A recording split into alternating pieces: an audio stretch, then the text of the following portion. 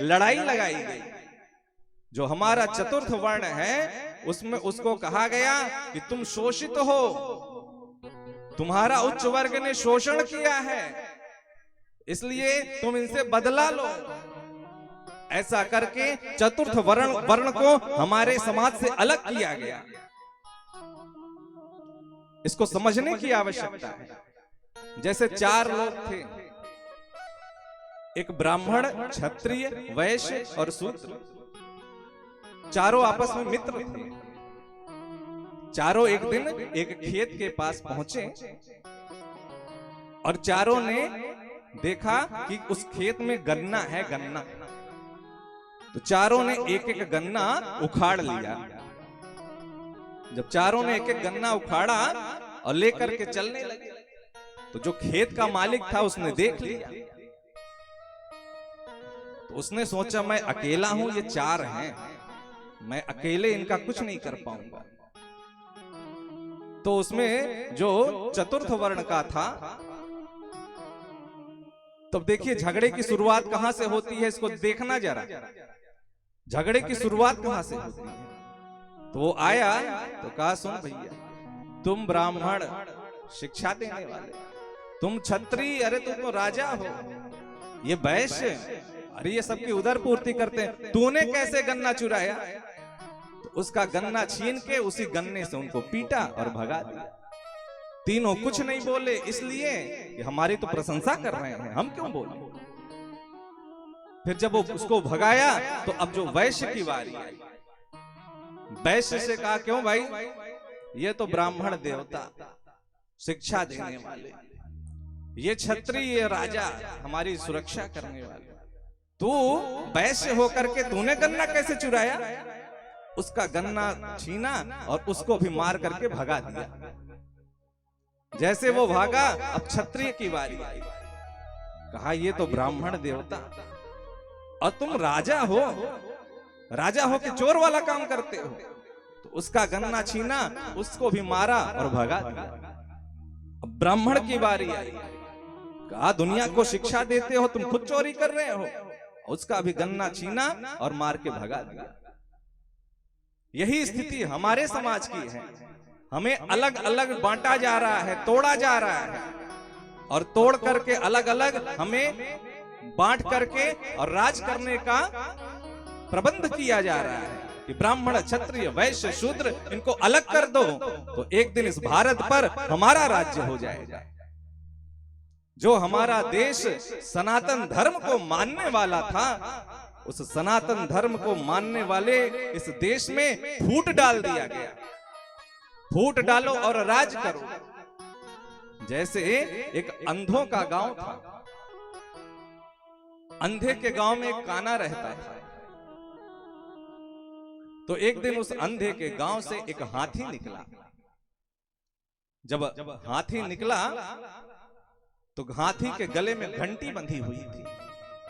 जो घंटी ton ton ton ton बजी तो अंधों ने पूछा काने से, ये घंटी की आवाज कहां से आ रही है? कहा, गांव में हाथी आया है, हाथी।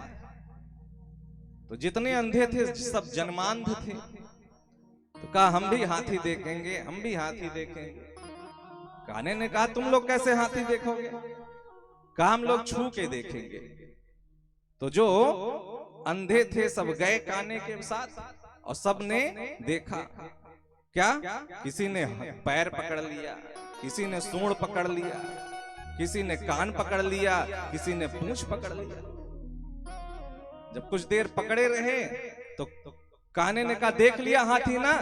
कहा, हाँ देख लिया। कहा, चलो अब अपने अपने जगह। तो सबको लेके गए। सब आपस में चर्चा करने लगे, हमने हाथी देखा, उसने कहा हमने भी देखा, उसने कहा हमने भी देखा। सब कहने लगे, कहा बताओ हाथी कैसा होता है? एक ने कहा हाथी गोल गोल होता है, उसने पैर पकड़ा था। दूसरा कहता है नहीं नहीं, हाथी सांप की जैसा होता है, उसने सूंड पकड़ा था। एक ने कहा नहीं नहीं, केले के पत्ते के जैसा होता है, उसने कान पकड़ा था।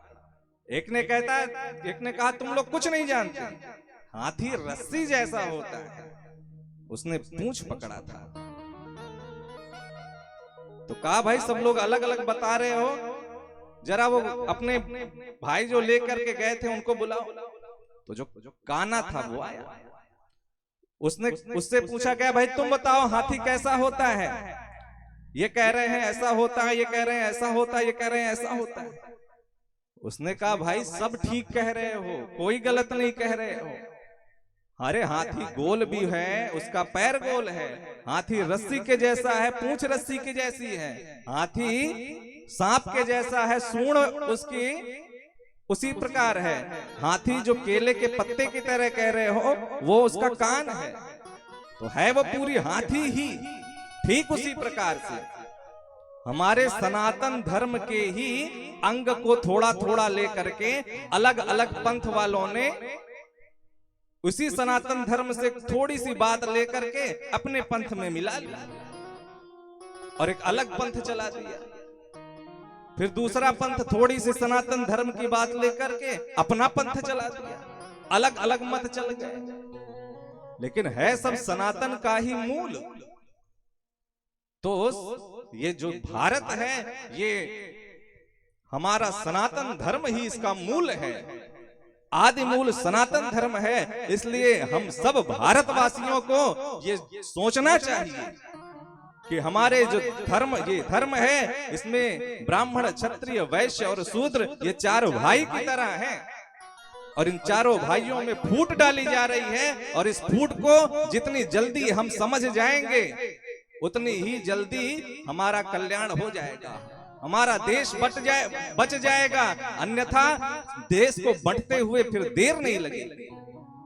देश के अभी तो दो ही टुकड़े हुए हैं, पाकिस्तान और बांग्लादेश के रूप में, और टुकड़े होते फिर देर नहीं लगेगी।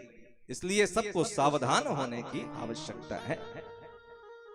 तो भगवान अपने बच्चों को शिक्षा दे रहे हैं कि तुम लोग जीवन में कभी अनैतिक कार्य मत करना।